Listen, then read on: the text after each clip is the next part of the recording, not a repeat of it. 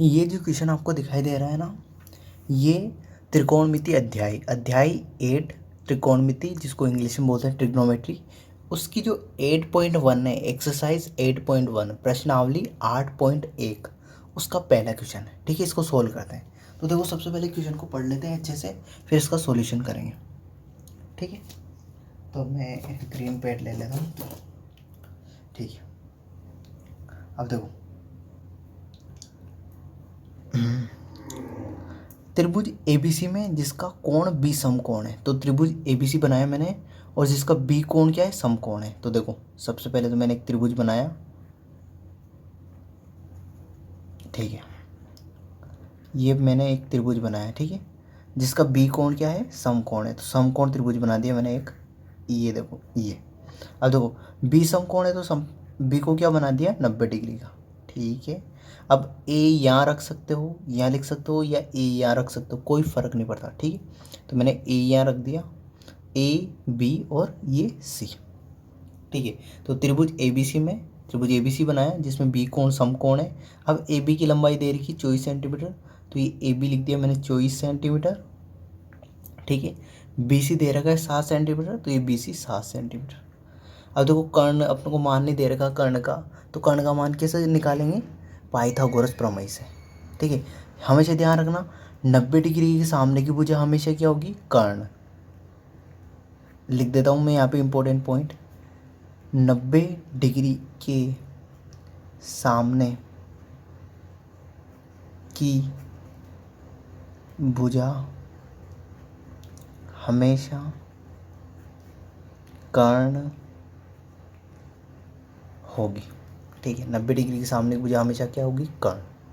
ठीक है, अब देखो यहाँ पे पाइथागोरस प्रमेय लगाऊंगा सबसे पहले, और कर्ण का मान ज्ञात करूंगा। ठीक है, तो देखो यहाँ पे पाइथागोरस प्रमेय लगा रहा हूँ मैं, पाइथागोरस प्रमेय से। पाइथागोरस प्रमेय क्या होती है, कर्ण का स्क्वायर बराबर आधार का स्क्वायर प्लस लंब का स्क्वायर। कर्ण का मान ज्ञात करना है, आधार का मान दे रखा है 7 सेंटीमीटर, तो ये 7 का स्क्वायर प्लस लंब का मान दे रखा है अपने को 24, तो ये 24 का स्क्वायर। कर्ण को मैं के से लिख रहा हूँ, तो के स्क्वायर बराबर, देखो 7 का स्क्वायर का मतलब होता है 7 को 7 से गुणा करना, और 7 को 7 से गुणा करेंगे तो 7 गुणा 7, 7 का पारा 7 बार बोलेंगे तो 49 49। अब देखो, 24 का स्क्वायर होता है 576, 24 को 24 से गुणा करेंगे तो कितना आएगा, 576। देखो, नहीं पता चलता तो यहाँ करके दिखा रहा हूँ मैं आपको। देखो, 24 इंटू 24, 4 को 4 से करेंगे 16, हासिल का 1, 4 दूनी 8 और 1 9, गुणा 4 को 2 से करें 4 दूनी 8, 2 दूनी 4, 6 सगे सही, 8 में 9 जोड़ा तो 8 8 16 और 17 के साथ, हासिल का 1, 4 और 1 5, 576 आ गया ना। तो ये होगा। अब के ऐसा कैसे, के स्क्वायर, इन दोनों को जोड़ते हैं तो के स्क्वायर बराबर 9 और 6 जोड़ा तो क्या, 9 और 6 कितने हो जाएंगे, 15, 15 के 5, हासिल का 1, 1 और 4 5, 5 और 7 12, 12 के 2, हासिल का 1, 5 और 1 6। देखो, जोड़ना नहीं आए तो देखो, 576 में क्या जोड़ना, 49, तो यहाँ मैंने 49 लिखा। अब देखो, प्लस कर दिया, 6 और 5, 6 और 9 कितने हो जाएंगे, 15, 15 के 5, हासिल का 1, 1 और 7 8, 8 में 4 जोड़े तो 12, 12 के 2, हासिल का 1, 5 और 1 6। ठीक है ना, वही आएगा। अब देखो, ये के स्क्वायर है, पर अपने को मान किसका निकालना, ओनली के का निकालना ना। तो स्क्वायर मतलब वर्ग को इधर भेजूंगा तो किस में बदल जाएगा, ये वर्गमूल में या फिर अंडर रूट में। अंडर रूट को ही वर्गमूल पे होता है ना। तो ये 625, स्क्वायर को मैं बराबर के इधर भेजूंगा तो किस में बदल जाएगा, वो अंडर रूट। अंडर रूट जैसे स्क्वायर को क्या बोलते हैं, ध्यान रखना, स्क्वायर को वर्ग बोलते हैं हिंदी में, स्क्वायर को क्या बोलते हैं, वर्ग। तो स्क्वायर को मैं बराबर के उस साइड भेजूंगा तो वो किस में बदल जाएगा, अंडर रूट में। मतलब हिंदी में बोलेंगे तो क्या बोलेंगे कि स्क्वायर को मतलब वर्ग को बराबर के इधर भेजेंगे तो किस में बदल जाएगा, वर्गमूल में। ठीक है, और अंडर रूट 625 का मान होता है के बराबर प्लस माइनस 25। ठीक है, अंडर रूट 625 का मान क्या होता है, 25। अब देखो, नहीं निकालना आता है तो मैं बता रहा हूँ, 625 के अभाज्य गुणनखंड करो। सबसे पहले क्या करो, 625 के अभाज्य गुणनखंड करो। अब देखो कैसे आएगा मैं बताऊँगा अभी। सबसे पहले देखो, ये क्या है, लास्ट का अंक देखो 5 है, 5 क्या होता है, विषम अंक होता है, तो इसमें 2 का भाग तो जाएगा नहीं। अब देखो अंक, इन सभी के अंकों को जोड़ो, 6 और 2 8, 8 और 5 13, 13 में क्या 3 का भाग जाता है क्या, तो नहीं जाता, तो इस पूरी संख्या में 3 का भाग नहीं जाएगा। अब 3 देखो, 2 का भाग दिया मैंने, 2 का भाग दिया तो नहीं जाएगा, क्योंकि लास्ट का अंक विषम है, तो 2 का भाग नहीं जाएगा।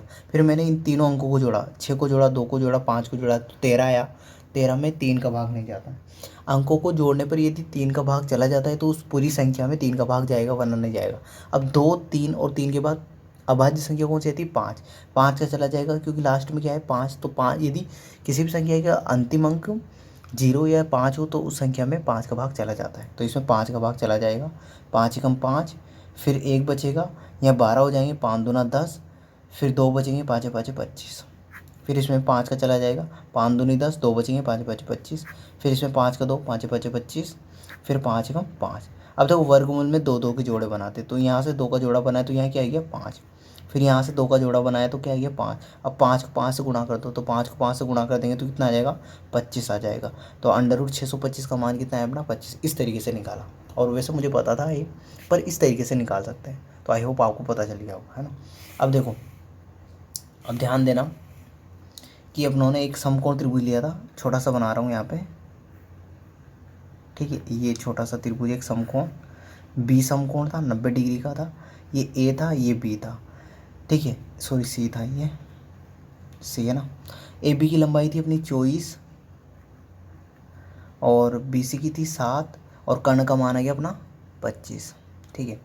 अब देखो अपने को किस किस के मान निकालने थे, एक का मान था अपना साइन ए और कोस ए, ठीक है। अब देखो ए वाला ये है, ए कौन, ध्यान रखना ए, अब तो ए की बात कर रहा है, तो ए के सामने की भुजा क्या हो जाएगी अपनी लंब, ये क्या हो जाएगी अपनी लंब। ध्यान रखना, पहले मैंने जो निकाला था ना उसमें आधार इस वजह से माना था क्योंकि उसमें अपने को कोण ज्ञात नहीं करना था, है ना, किसी साइन थीटा कोस थीटा की वैल्यू नहीं ज्ञात करनी थी, उसमें अपने को कर्ण ज्ञात करना था, और उसमें अपने को बस कर्ण ज्ञात करना था, तो मैंने नॉर्मली तरीके से लगा दिया। पर यहाँ पे साइन ए की वैल्यू ज्ञात करनी है अपने को, ए की, कौन कौन से की बात करा ए की, तो ए के सामने की भुजा क्या होगी लंब, तो ये लंब हो गया, और 90 डिग्री सामने की भुजा हमेशा कर्ण होगी, तो ये अपने आप ही क्या बन गया आधार बन गया, ठीक है। अब साइन ए होता है अपना लाल बटे एक से, साइन ए बराबर होता है अपना लंब बटे कर्ण, तो इसके ए के हिसाब से देखो लंब क्या हो जाएगा अपना 7 और कर्ण क्या हो जाएगा अपना 25, ठीक है। ऐसे ही कोस देखो यहाँ पे कोस ए क्या हो जाएगा, कोस ए मतलब आधार बटे कर्ण होता है अपना, तो आधार का मान कितना है अपना 24, तो ये हो जाएगा 24 बटे 25 कर्ण, 24 बटे 25। तो आई होप आपको समझ में आ गया होगा, ठीक है ना। देखो ए की बात कर रहा है, कोण ए की, तो कोण ए के सामने की भुजा हमेशा लंब होगी, थीटा के सामने की दूसरा पॉइंट यहाँ लिख रहा हूँ, इंपॉर्टेंट दूसरा पॉइंट है, थीटा के सामने की भुजा, सामने की भुजा हमेशा लंब होगी, ठीक है ना, थीटा के सामने की भुजा हमेशा लंब होगी। तो पहला पॉइंट तो वो था मेरा कि 90 डिग्री के सामने की भुजा हमेशा कर्ण होगी, और दूसरा पॉइंट है थीटा के सामने की भुजा हमेशा क्या होगी लंब। तो ये इंपॉर्टेंट है, ध्यान रखना, इनको 2 पॉइंट लिखा है मैंने, ठीक है ना। अब देखो ये अपना आ गया, साइन ए और कोस ए की वैल्यू निकाल दी। अब दूसरा बी पॉइंट था अपना, बी था अपना क्या, साइन सी की वैल्यू निकालनी थी, साइन सी की और कोस सी की। अब सी में देखो ये वाला कोण आ गया, कौन सा सी वाला, ये वाला कोण आ गया, तो इसके सामने की भुजा क्या हो जाएगी, अब देखो अब 24 सेंटीमीटर क्या हो जाएगा अपना लंब हो जाएगा, ध्यान रखना इसको। तो अब ये लंब बन गया, तो देखो साइन सी हो जाएगा अपना, साइन सी बराबर हो जाएगा लंब बटे कर्ण, तो लंब क्या हो गया अपना अब 24 हो गया, पहले 7 था अब क्या हो गया 24, क्यों चेंज हुआ, क्योंकि कोण चेंज हो गया अपना, साइन सी है ना, ध्यान रखना, ये 25। ऐसे ही कोस सी हो जाएगा अपना, कोस सी होता है अपना आधार बटे कर्ण, तो आधार है अपना 7 और कर्ण है अपना 25, ठीक है। तो आई होप आपको समझ में आ गया होगा, ठीक है ना। तो यहाँ पे एक तो इम्पोर्टेंट पॉइंट है कि 90 डिग्री के सामने की भुजा हमेशा कर्ण होगी और थीटा के सामने की भुजा हमेशा लंब होगी, ठीक है।